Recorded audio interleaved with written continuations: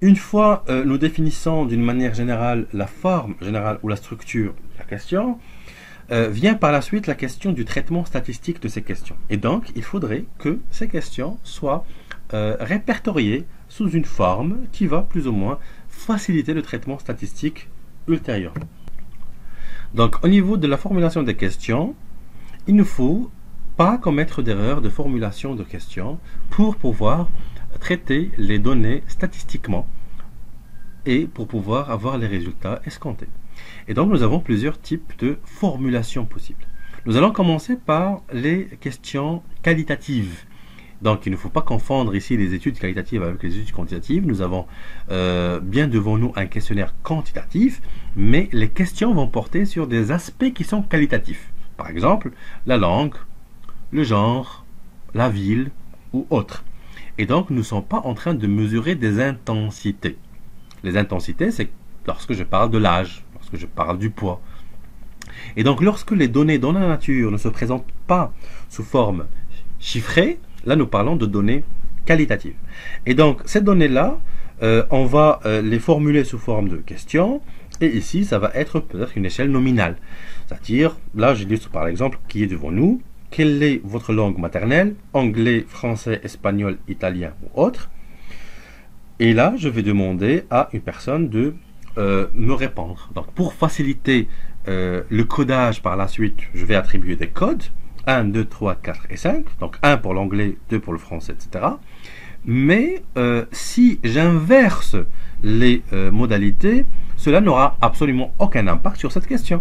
Par exemple, si c'est le français qui va porter le code 1, ça ne va absolument rien changer dans la donne. Et donc, c'est ça l'échelle nominale. Alors, l'échelle nominale, elle permet l'identification de modalités sans pour autant qu'il y ait un effet d'ordre.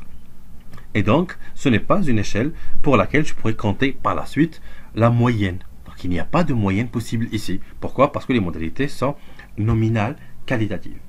Toujours dans l'aspect qualitatif, nous avons un aspect d'ordre, c'est-à-dire lorsque les modalités sont qualitatives, mais lorsque je peux établir un effet d'ordre entre les modalités.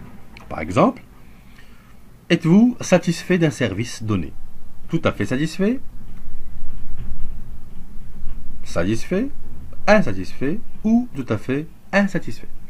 Et donc, lorsque j'ai un ordre allant de 1 à 4, c'est-à-dire 1 relève de la modalité la moins intense et 4, c'est la modalité la plus intense, là je pourrais transformer une question qui était qualitative au départ, parce que c'est une attitude générale, c'est un sentiment de satisfaction d'une manière générale, donc c'est une donnée qui se présente dans la nature sous forme qualitative, je pourrais la transformer en donnée quantitative, c'est-à-dire en attribuant les codes 1, 2, 3 et 4 à ces modalités-là, je pourrais par la suite considérer ces codes-là comme étant des chiffres et par la suite calculer la moyenne ou calculer le score de satisfaction globale. Et donc, ça permet d'identifier les répondants, mais ça permet également leur ordonnancement puisque je ne peux pas jouer avec les modalités. Je ne peux pas dire tout à fait satisfait, tout à fait insatisfait et par la suite satisfait, insatisfait. Et donc là, il faudrait véritablement respecter l'ordre. Et donc ça, c'est un exemple de question qui permet plus ou moins de vérifier ce qu'a dit Galilée. Il faudrait mesurer ce qui est mesurable, mais aussi il faut savoir rendre mesurable ce qui ne l'est pas. Parce que la satisfaction, c'est quelque chose qui n'est pas mesurable. Et donc l'objectif maintenant, c'est de la rendre mesurable à condition que l'échelle adoptée soit une échelle d'ordre ou une échelle ordinale. Par la suite, nous avons les données métriques, c'est-à-dire qui se présentent sous forme numérique dans la nature. Et donc les échelles d'intervalle sont des échelles qui permettent l'identification, l'ordonnancement, mais également l'égalité des intervalles, c'est-à-dire lorsque j'ai des intervalles réguliers. Et donc, lorsqu'on passe par exemple sur la température, là j'ai des modalités qui sont plus ou moins égales. Et donc, les échelles d'intervalle, elles arrivent beaucoup plus lorsque j'ai une possibilité d'avoir des intervalles égaux. Là, j'ai devant moi les températures. Je pourrais avoir des âges répertoriés par catégorie. Par exemple, moins de 20 ans, entre 20 et 40 ans, 40, 60 ans, plus de 60 ans. Toujours lorsque j'ai des possibilités d'intervalles égales, c'est à moi de définir comment j'ai envie de poser la question. Et enfin, nous avons les échelles de rapport, qui sont aussi des échelles quantitatives. Donc, les échelles de rapport sont des échelles où, tout simplement, le répondant va nous donner un chiffre. Nous ne savons pas exactement quel est l'effet d'ordre ici. Nous ne savons pas exactement quel est le pourcentage que nous pouvons avoir préalablement.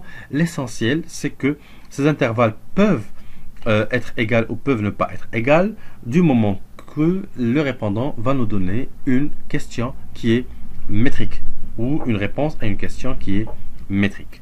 Et donc, ce sont les questions les plus répondues dans les questionnaires quantitatifs. C'est lorsque je pose la question toujours concernant l'âge, mais maintenant en année révolue. Par exemple, quel est votre âge à la date d'aujourd'hui?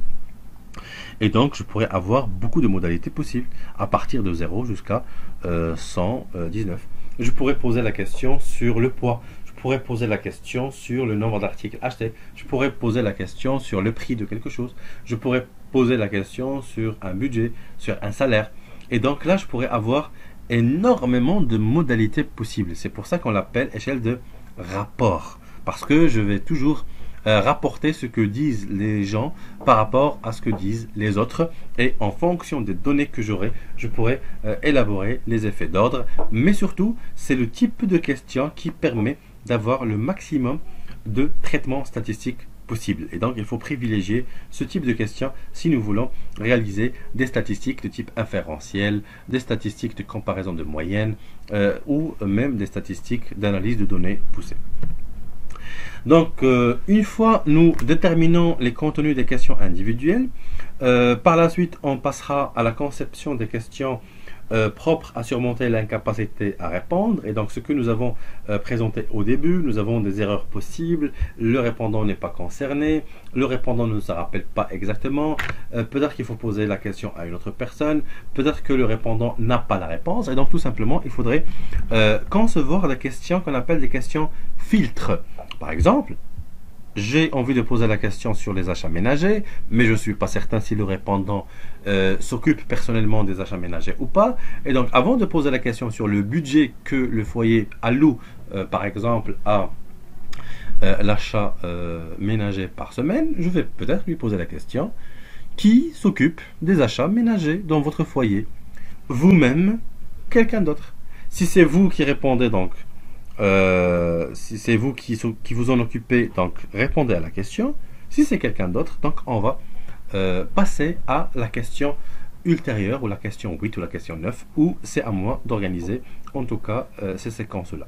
C'est très important de concevoir ces réponses-là qui sont des réponses différées. C'est important de concevoir ces questions filtres pour amener le répondant à finir le questionnaire jusqu'à la fin et pour se sentir concerné, c'est-à-dire sentir que c'est lui-même qui est visé par ce questionnaire et on ne lui pose pas la question sur d'autres personnes.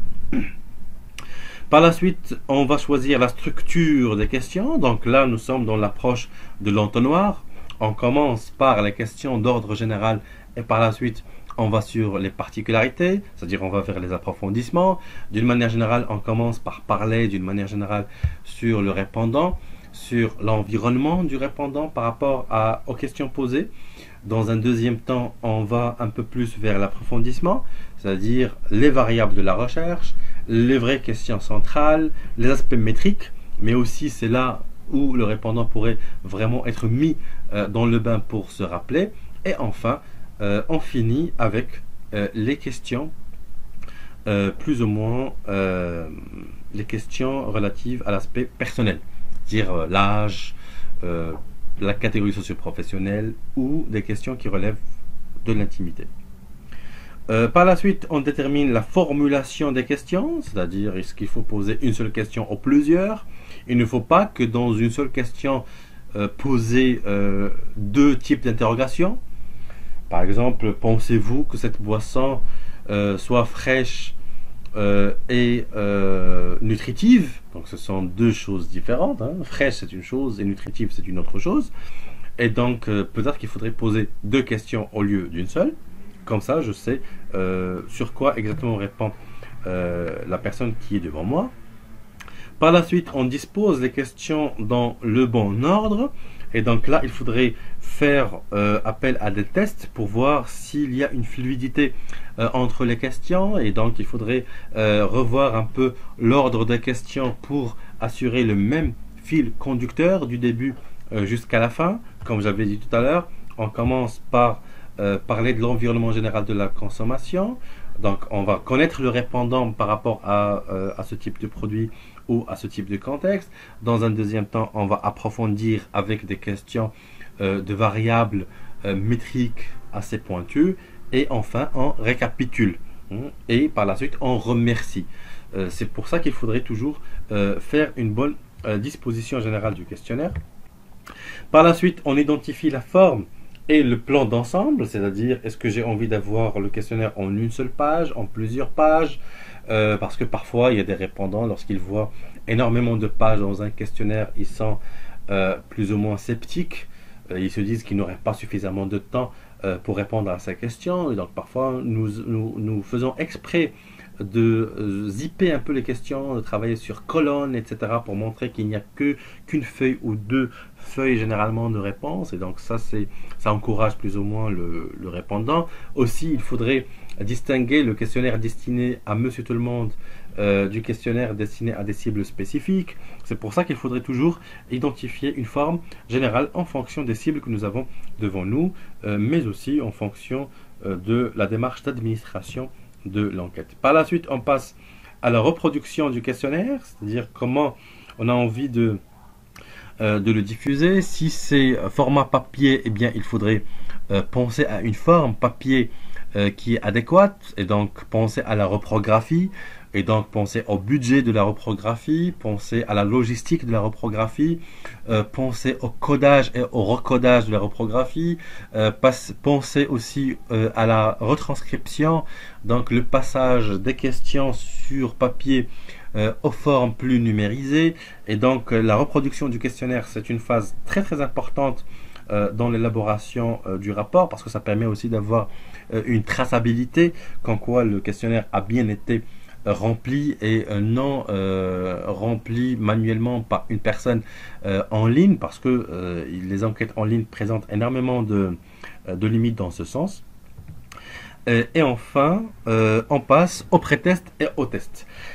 Donc, le pré-test et le test, ce sont deux choses différentes.